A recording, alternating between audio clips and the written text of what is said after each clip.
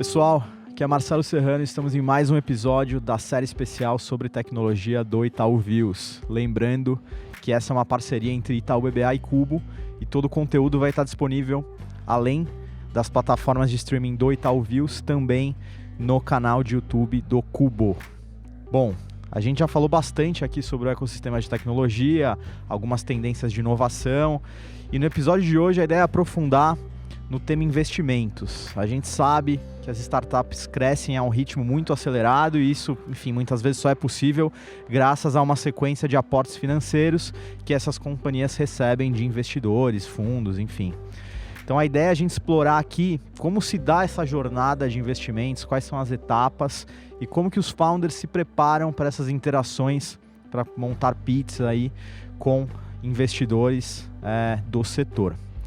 Participam comigo aqui dessa discussão o Marcelo Lotufo, que é founder e CEO da Kenobi, que é a maior plataforma digital de recrutamento e seleção do Brasil, e o Thiago Macera, que é Head de Tecnologia na área de banco de investimentos do Itaú BBA. Marcelo, Thiago, tudo bem? Tudo bem. Ótimo. Beleza. Bom, Marcelo, para começar, você comentava comigo um pouco da sua trajetória, que, enfim, é pouco convencional e talvez um pouco diferente do que fazem aí outros empreendedores de tecnologia. Conta pra gente um resumo de como foi esse caminho até a criação da Kenobi. Boa. Bom, é um prazer estar aqui com vocês. Obrigado pelo convite. Bom, com a minha história é um pouco diferente mesmo, né? Então eu comecei, já fiz um pouco de tudo e foi, acho que uma história de se encontrando, né? Ou tentando me encontrar, até finalmente me encontrar com o Kenobi com 34 anos, se eu não me engano, quando eu fundei o Kenobi. Então, assim, me formei da faculdade, não tinha a menor ideia do que eu queria fazer. Entrei para trabalhar com seguros, uma corretora americana, fiquei lá alguns anos, falei, putz, não aguento mais esse negócio, preciso aprender outra coisa, estava até indo bem lá, me ofereceram para ir para o México como expatriado, naquele esquema old school, bacana, né? Casa, carro, etc. Mesmo dia recebi uma proposta para trabalhar com algodão e rodar os maiores países produtores e consumidores de algodão, tá? Então eu fui morar na Singapura, que era o headquarters lá deles, depois morei na China, Estados Unidos, voltei, não tinha nada a ver comigo. Né, literalmente, então eu fui de um lugar que eu estava indo bem para um lugar que eu estava esperando a carta de demissão, literalmente. Tipo assim, não me dei bem com a cultura, não tinha nada a ver comigo, da empresa e também nem com a vaga, né? Aí voltei, saí, fui falar com os headhunters que me conheciam da época da corretora de seguros. Aí eles falaram assim, pô, por que você não vira headhunter? Você se comunica bem, etc. Eu tinha zero orientação de carreira, como vocês vão perceber.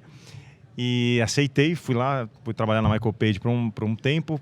Passou um mês lá, eu falei, errei de novo, cara. Caguei aqui, fui mal. Só que eu falei assim, pô, não dá pra sair agora, né? Já como trabalhava com seguros, com algodão, agora tem que ser headhunter até morrer, né? E aquelas crenças limitantes daquela falta de orientação de carreira e falta de autoconhecimento, etc. Bom, isso aí durou uns 6 meses, aí eu já comecei a me mexer ali e montei meu primeiro negócio, que foi uma cachaça com mel e limão, chamada Santa Dose. Eu montei a Santa Dose com alguns amigos, saí da Michael Page, tocar esse negócio, fiquei 1 ano e meio nesse negócio e foi super bacana, a gente fez várias parcerias super legais, tudo quanto é festa universitária, etc. Aí, depois de 1 ano e meio, a gente já tinha construído uma boa marca, a gente vendia ainda, sei lá, umas 2.000 garrafas por mês, o que é pouco para bem de consumo, mas assim, é muito para você considerar de montar um bem de consumo, uma bebida do zero e o cara começa a pedir... As margens devem ser bem baixas, né? Exatamente. Não, isso aí é assim, hoje em dia jamais montaria esse negócio, tá? Margem é baixíssima, impostos altíssimos, concorrências gigantescas, todo mundo quer bonificação para tudo quanto é lado, então assim, cara, é um negócio assim que eu jamais entraria hoje, mas aquela ignorância de empreendedor de primeira viagem, às vezes é bom, né? Porque você não mede muitos riscos e vai embora. E aí eu vendi para meus sócios. 3 anos depois eles venderam para Brown-Forman, para Jack Daniels, né? Então assim, é uma história que eu mergulho bastante. Mas aí eu saí por quê? Porque eu estava totalmente burned out, aquela vida de noite, tudo quanto é festa, não sei o quê, e não era muito minha essência, não sou um cara muito da noite. Então, chega um momento que começou a pesar muito, eu queria casar, já estava namorando há 5 anos, etc. Então tinha alguns objetivos pessoais também que não estavam casando. Meus amigos da Michael Page saíram, montaram uma consultoria de recrutamento e seleção chamada Havik, e eles me chamaram para ser sócio, bem no comecinho, vem aqui, tal. E aí tem margem alta, aquela coisa toda. Só que aí você fala assim, pô, você não gostou de ser headhunter, por que você voltou para ser headhunter? Eu pensei, naquela época, vai que era empresa que não curtia, né? Eu vou poder fazer do meu jeito, vou tentar. E também tinha aqueles objetivos pessoais que eu queria casar, etc e tal, né? E aí você começa a se convencer, né? Não, é aqui, né? Agora vai ser diferente, não sei o que e tal, meu... isso nunca dá certo, né? Então passou algum tempo e eu vi que realmente o que eu não gostava era ser headhunter mesmo, né? Tipo, depois eu fui entender mais sobre mim, que assim, essa questão de ser intermediário é um negócio que não me traz muita realização, né? Eu gosto de ver a coisa sendo construída, etc. Papapá. Bom, fiquei alguns anos nisso, né, nessa função de headhunter lá da Havik. Cara, anos duros pra caramba, que eu detestava o que eu fazia. Começava o Fantástico, começava a chorar também ao mesmo tempo. Aquela coisa toda, até que surgiu a oportunidade de montar o Kenobi lá dentro. Então aí eu saí da função de headhunter para montar o Kenobi, porque eu vi que conhecia muito os problemas das empresas grandes em termos de recrutamento, ineficiências, dores.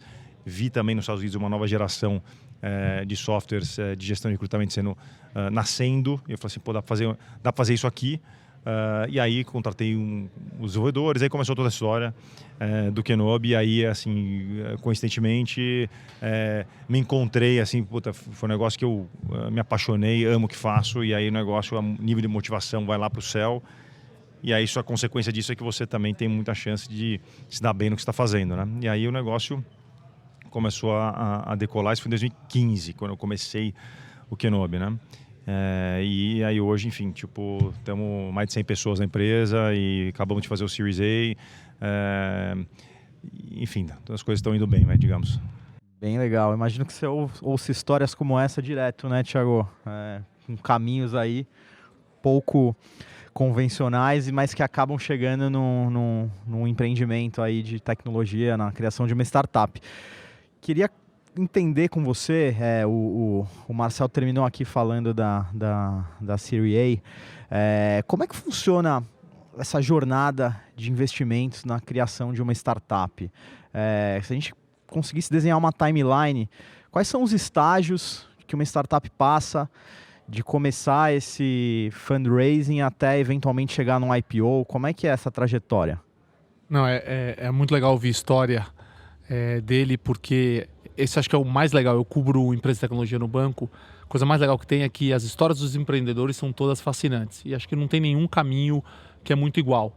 E acho que isso acho que é um bom começo para a gente descrever como é que é o processo de fundraising para as empresas e para empresas de tecnologia e para startups como um todo, né? Dada toda a dinâmica de muita mudança e de muita velocidade que as startups têm, esse também é um processo que ele não é tão standard, né? Mas se a gente pudesse dividir, até para dividir um pouco com seus nomes, você acabou de mencionar a Series A, né? Mas o que é o Series A, né? Na verdade, o que acontece é que as empresas de tecnologia, as startups como um todo, ela tem um que a gente chama de um ciclo de vida que vai da concepção da ideia. E geralmente, quando você tem a concepção da ideia, são um grupo de amigos que se juntou, ou um grupo de colegas de trabalho que toma a decisão de fazer um negócio. E dessa concepção de ideia, ele tem que passar a ter o que a gente chama hoje de MVP. Ele vai ter que criar uma definição de um produto ou de uma solução. Ele vai ter que testar essa solução. Se essa solução mostrar que tem viabilidade, ele vai ter que dar escala para essa solução. Então, esse é muito o conceito de uma empresa, e à medida que ele der escala, ele vai ter que buscar rentabilidade. Então, dado que é uma dinâmica muito diferente, você está falando de uma mesma empresa que, às vezes, num período de 12 a 18 meses, ela passou de não ter nada, a não ser uma ideia, um grupo de amigos, a ela ter efetivamente um produto no mercado e ganhando market share. Os processos de captação também são muito divididos. Então, é muito comum a gente dizer que a primeira fase, que geralmente a gente chama de investimento anjo, que muitas vezes envolve amigos, famílias, ou pessoas próximas, ou algum sponsor que você tenha, esse é o primeiro passo. Então essa aqui é geralmente, né, o investimento anjo, é o que a gente chama que é o investimento quando você ainda está na ideia, né? E é muito, muito interessante porque o tipo de investidor que olha para esse tipo de investimento, ele tá fazendo uma análise que é totalmente diferente, não há análise financeira. Então a gente geralmente comenta no banco que essa fase inicial de uma empresa de tecnologia, o foco 100% do investidor é o foco no empreendedor. Então, no empreendedor. Basicamente o que importa é o empreendedor, porque a tese ela tem muita chance de mudar, isso aí. porque ele vai migrar. Então, quando você olha para as características que o investidor, né, que vai olhar, do que ele tem que ser bom? Ele tem que ser bom de ler pessoas, entender, ver qualificações e ver capacidade. À medida que essa empresa passa a já ter um produto que está sendo testado e está sendo viável, né, aí você começa a mudar o foco. Então aí você começa a olhar a capacidade desse produto de ter tração, que a gente chama. Então, você tem um novo grupo de investidores, geralmente são investidores que não são investidores anjos, e aí a gente começa a falar das séries, né? Esse é um investidor que já sim, aí ele vai olhar muito para quê? Para mercado, para capacidade de execução, para como está funcionando as métricas economics desse negócio, se é escalável ou não, qual é o problema de recepção de cliente. Então você começa a ter outras métricas, ainda não são financeiras, mas elas passam a ser métricas que são importantes de análise do negócio. E aqui a gente começa a ter o que a gente chama dos venture capitals. Então aí você começa a ter as rodadas, né? E é muito legal explicar para quem não conhece tanto, porque existem as séries A, B e C. Nada mais são do que a ordem em que elas foram entrando na empresa, ou na estrutura de capital da empresa. Então, a série A geralmente é a primeira série que é feita pelos anjos e depois por algum venture capital. Depois você pode ter série B, série C, série D, série E. E vai chegar em algum momento, né, que essa empresa ela já vai ter porte e escala, em que ela já começa a ser muito mais uma empresa onde você está focado no crescimento do que na viabilidade dela. Então você começa a trazer o que a gente chama dos fundos de crescimento. Acho que são fundos, e tem vários exemplos no Brasil, que ficaram muito mais proeminentes no Brasil nos últimos 2 anos. Tá? Não é por fortuito. Acho que os fundos de crescimento estão muito mais focados no Brasil hoje, porque a gente conseguiu ver o ecossistema brasileiro se desenvolver, e esse ecossistema hoje começa a apresentar crescimento exponencial. Acho que a infraestrutura de telecom ajudou muito isso no Brasil. Hoje você tem 170 milhões de brasileiros com acesso à internet pelo celular.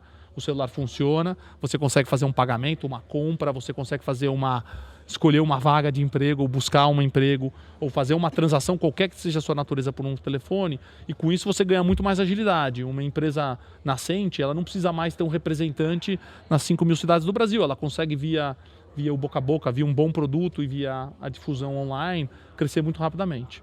Então, esse ciclo ele vai, né, resumindo, o investidor anjo, que é esse que entra quando a empresa ainda é uma ideia, ela passa por investidores que são os famosos venture capitals, né, que eles cada um trabalham em cada fase do processo para ajudar a companhia a se desenvolver.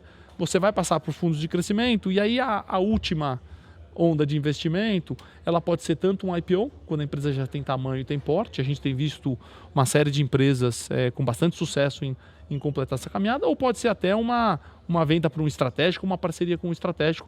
Acho que isso vai ficar cada vez mais comum no Brasil, com a necessidade das empresas tradicionais de falarem. Deixa eu só fazer um adendo do lado empreendedor de todas essas séries, etc., né? Porque eu acho que tem vários empreendedores escutando aqui, ou possíveis empreendedores que vão empreender. E é muito importante o empreendedor também saber escolher quais investidores vão entrar em cada fase, né? Então, quando você fala de um anjo, né, você sempre fala de smart money, né? Tipo, dinheiro que não é só dinheiro, mas dinheiro inteligente que vai te ajudar a crescer o negócio, etc. E realmente faz toda a diferença. Então, principalmente quando se trata dessa questão de fundraising, né? Porque a grande maioria dos empreendedores está empreendendo pela primeira vez, né? Tipo, aquelas pessoas que estão fazendo de novo, no Second Time Founders, aí é muito mais fácil para esses caras fazerem tudo, captar, etc e tal. Mas os caras que, não como eu era headhunter, né? Como é que eu entro? Não fazia parte desse ecossistema, né? Como é que eu entro nisso? Você escolher um anjo que já faça parte desse ecossistema, eu acho que é fundamental. Assim, economiza muito o tempo e erros, né, do empreendedor. Porque é legal você pegar lá a tua avó ou, sei lá, né, o teu amigo que trabalha em banco, que todo mundo que trabalha em banco tem muito dinheiro, né, aquela coisa.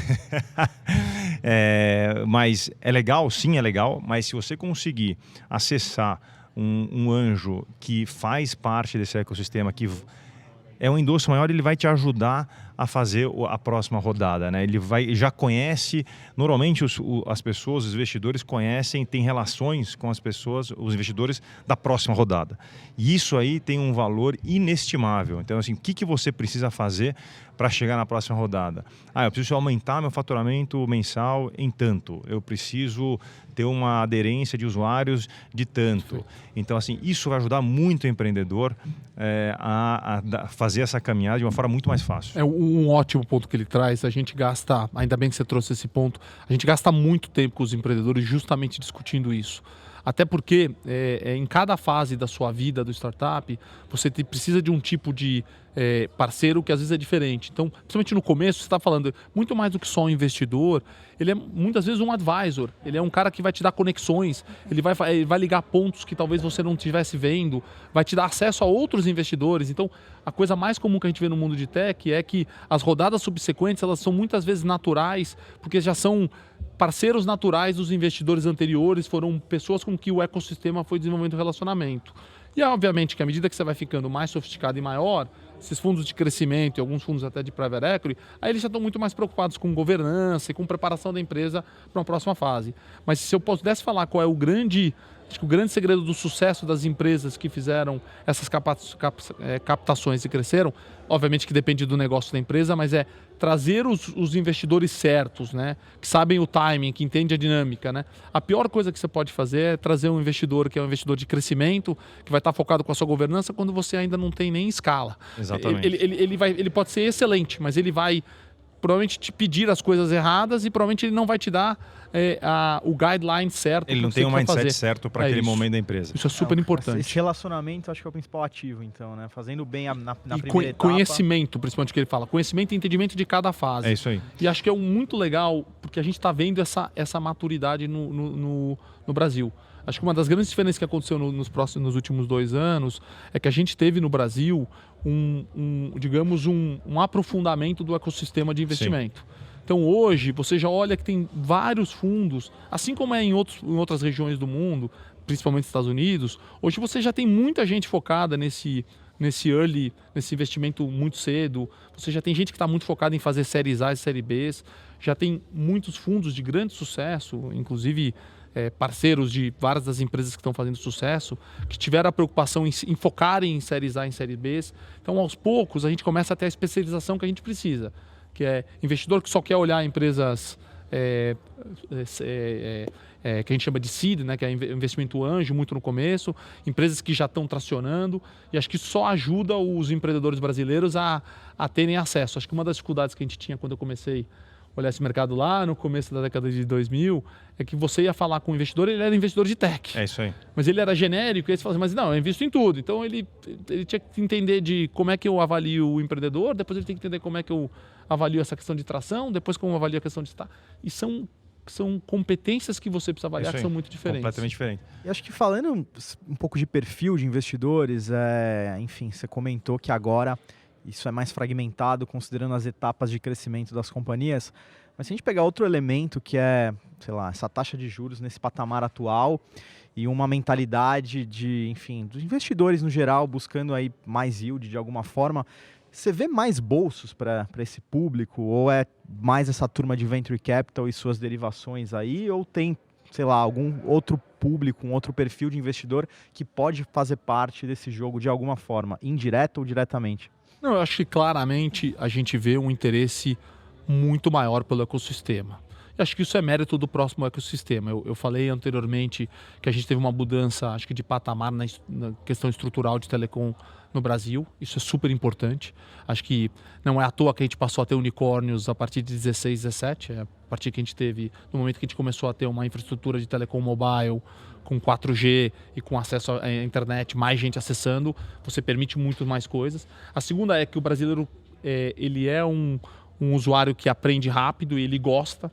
Então, à medida que você começa a ter bons produtos e boas soluções, você acaba tendo isso como natural, né? Eu gosto de dizer, né, que uma vez que você pediu uma comida em casa com um clique e você recebeu isso na porta da sua casa e não precisou falar com ninguém, não fazer nenhum pagamento, no dia seguinte eu vou comprar um detergente no supermercado, eu quero o mesmo tipo de experiência. E mais do que isso, eu quero essa experiência quando eu estou pensando na mudança de carreira, eu estou querendo essa experiência em todas as transações da minha vida. Então, essa experiência, ela reflete para todos. Então, o que a gente vê hoje, né? Primeiro, você tem muitas empresas muito atrativas no Brasil, então isso atrai capital do mundo inteiro. Então, hoje a gente tem diálogo com fundos de todas as regiões do mundo. Ásia, Europa, Estados Unidos. A gente tem muita gente que nunca olhou para o Brasil fazendo investimentos relevantes no Brasil. Então isso é muito legal porque traz essa experiência de fora. Mas também localmente você começa a ver os investidores ou os poupadores brasileiros olhando. Então onde a gente vê muito interesse? Os family offices, né? As empresas de... Que é relativamente recente isso, né? Eu lembro que, assim, quando eu fundei, eles nem olhavam muito para tecnologia, isso em 2015, né? Quer dizer, é super recente, né? E aí, tipo, 2 anos para cá, eu senti uma diferença muito grande. Inclusive, tem o Family Office que entraram nessa última rodada no Kenobi, né?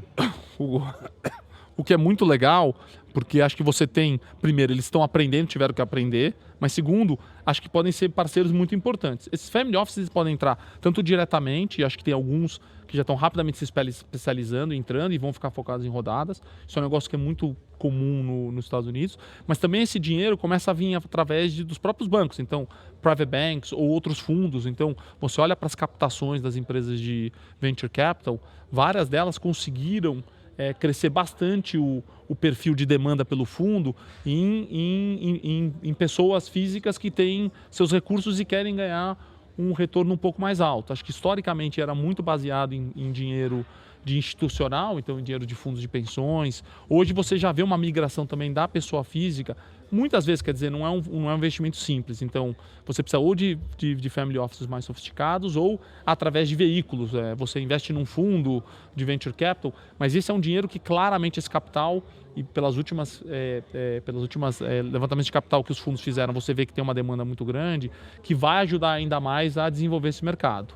Tá? Então, acho que a gente vai ter, como eu tinha colocado na pergunta anterior, um aprofundamento do ecossistema, tanto em capacidade de investir, mas também em especialização e, em terceiro, em diversificação de onde esse dinheiro vem.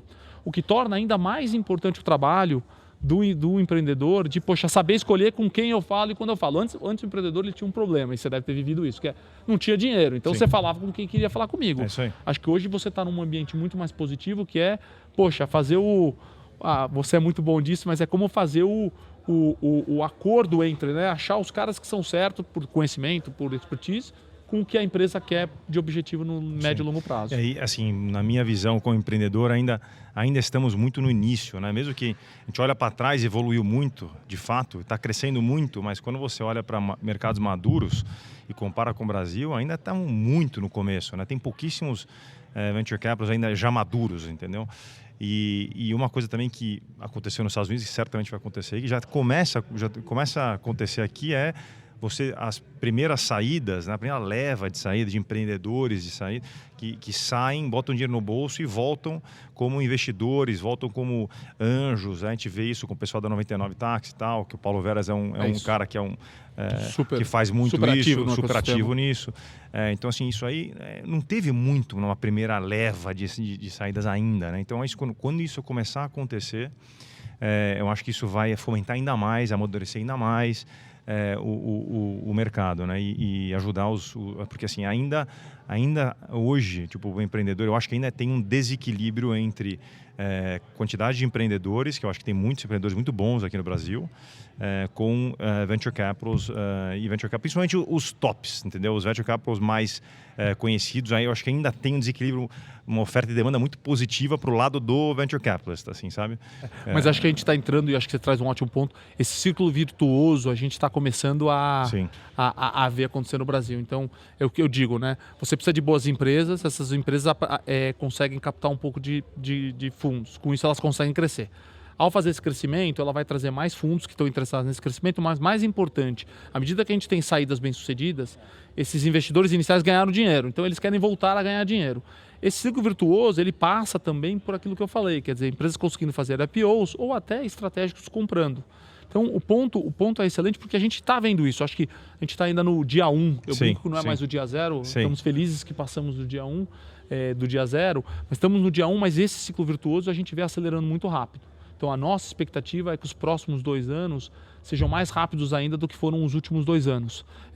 Você tem muita gente olhando sério para o Brasil, tem muito empreendedor bom fazendo coisas legais e acho que o Brasil, com a perspectiva desse ecossistema cada vez mais forte, tem tudo para continuar o que eu chamo de uma explosão exponencial de crescimento de funding de empresas e de soluções. Eu acho que a gente já passou pelaquela fase de early adopters, assim, dos caras que botam dinheiro em tecnologia, né?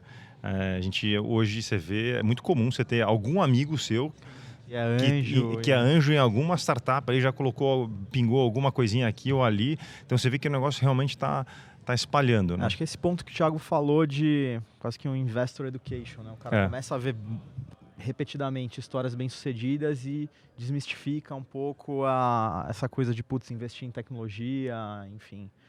Acho que trazer esse investidor local não qualificado, não técnico, não proveniente aí de fundos, mas enfim, que pode acabar investindo indiretamente por meio de um fundo e tudo mais, acho que pode ser um bolso interessante. Eu acho que o mais importante é o aprofundamento do ecossistema. Acho que quanto mais a gente tiver especialistas, quanto mais a gente tiver fundos ou investidores focados nos diferentes momentos do ciclo de vida da empresa, melhor vai ser para o nosso ecossistema.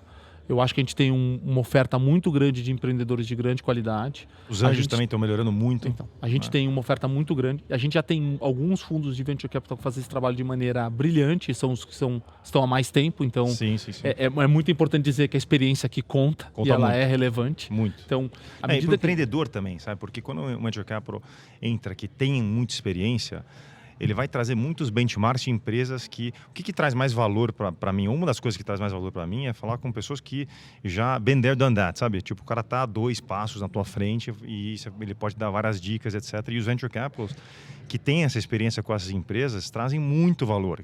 Esses caras estão sentados no conselho de outras empresas, já viram elas errarem. E você consegue antecipar muitos erros, não cometer alguns erros que essas empresas que estão à tua frente já fizeram. Isso só com a maturidade do mercado, né? Então, assim, isso aí você já começa a ter esse tipo de valor gerado pelos venture capitals hoje em algum dos venture capitals, dos melhores venture capitals aqui do Brasil. E é muito legal, Marcelo, porque hoje a gente vê, né, essa união, quer dizer, a gente tem capital sendo feito, a gente tem empreendedores com ideias incríveis e um Brasil que hoje precisa de soluções para aumentar a eficiência, para aumentar acesso, para aumentar a qualidade.